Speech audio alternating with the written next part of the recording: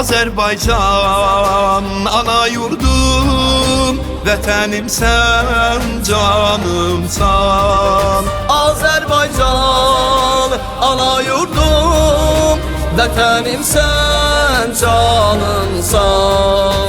Torpağına, hər daşına bağlıyıq.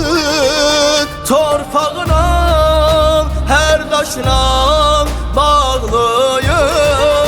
Canımızdan bir parçadır Qarabağ.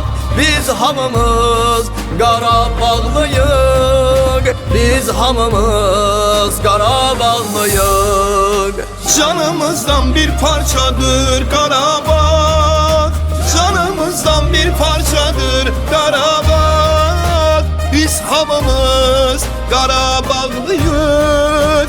Biz hamımız Qarabağlıyıq. Azərbaycan ana yurdum, vətənim sən, canımsan. Azerbaycan ana yurdum, vətənim sən, canımsan.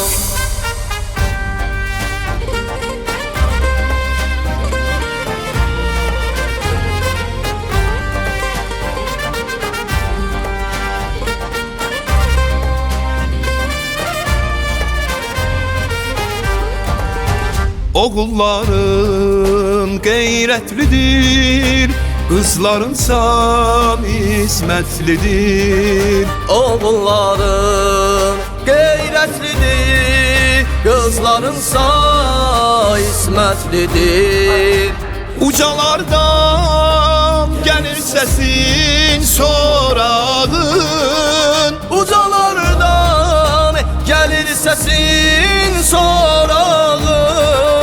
Çox çəkmədi Qarabağda yüksəldim, əzəmətli bayrağın, əzəmətli bayrağın. Çox çəkmədi Qarabağda yüksəldim, çox çəkmədi Qarabağda yüksəldim. O yüksəldim bayrağın, o yüksəldim bayrağın. Vətəni sevmək imandandır söyləmiş Peyğəmbərimiz, Peyğəmbərimiz, Peyğəmbərimiz, Peyğəmbərimiz, Peyğəmbərimiz, Peyğəmbərimiz. Azərbaycan ana yurdum, vətənim sən, canımsan.